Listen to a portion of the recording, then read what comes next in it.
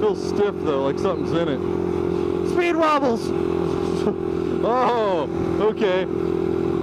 Here's another story for you guys. So, we had some Jeep problems. It was just me and my dad up in Globe. And we had to drive back down. But we're sitting there, and we just picked up food for the ride back. I know, we pick up food for an hour and a half drive back to Goodyear, right? And we're sitting there going, wow, that's a lot of water under the Jeep. And I'm sitting there going, it's just AC. No, we pop it open, the radiator is empty. There's no water in it.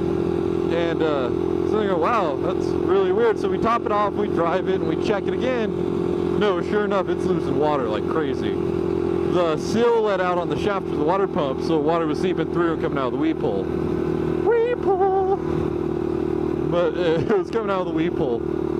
So we had to keep stopping and filling it back up. But that's not even the best part of the story. I'm driving the Jeep, and now this is my dad's Jeep, mind you. I'm driving it back. He has the company vehicle. And we're sitting there going, okay, well, we'll just fill it up every time we come to stop. I'm like, cool, I'll drive it home. I'm driving it home, and he's behind me, and I'm doing like 60.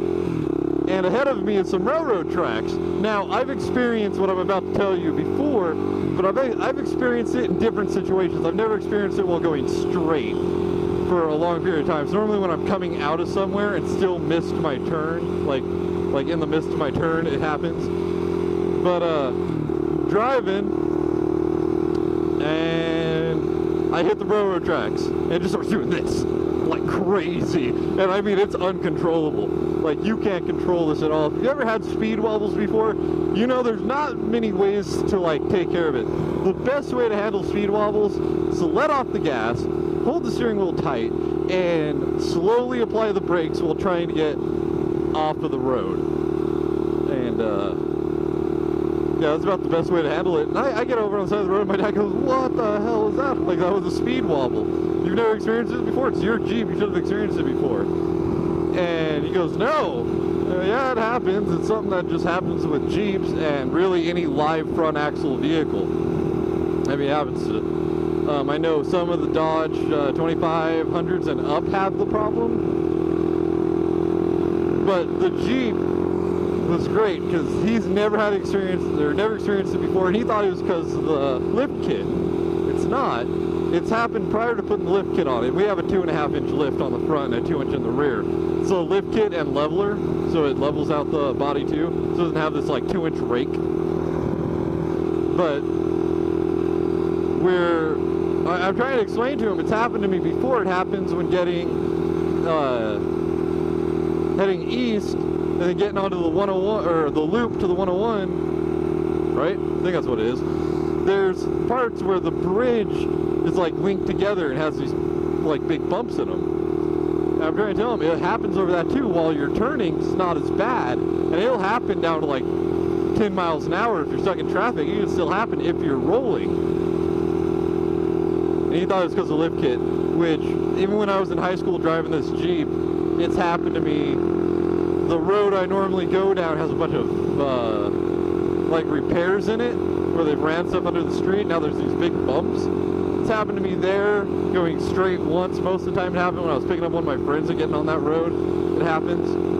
But it will continue wobbling. If it's bad enough, it will wobble all the way down to like, God, almost to a stop. It will continue doing it. It's happened to me so many times. I've learned, you speed up, it makes it worse. You slam on the brakes, it makes it worse. The best thing to do is slowly apply the brakes and slowly get off the road. Calmly grab the steering wheel like your life fucking depends on it. And slowly go off to the side of the road. It's the only way to handle it. Get out of traffic, just make sure you come to a stop safely. I'm just still in shock that there's no fix for it, even though there was a recall for it. Jeep had a recall in 2011 for that exact reason. And ours is older than that, but we never received the recall. And from what I've read, people that have taken it in for the recall still haven't had it fixed.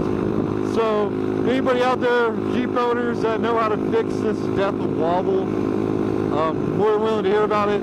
I've seen a couple people just take some steering dampeners, and instead of having the one stock one, they'll either put 2 aftermarket ones on there. I even seen one guy that tripled it up, and a couple nights ago I seen a guy that even had 4 on it, 2 front, 2 back. Or, sorry, 2 front, 1 up, and 1 below. That seemed to help it.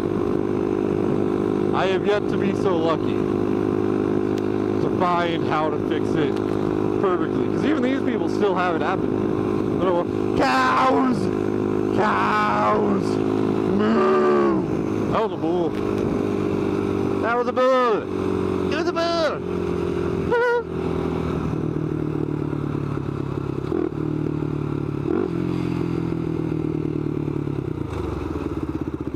Hello, lady staring at me.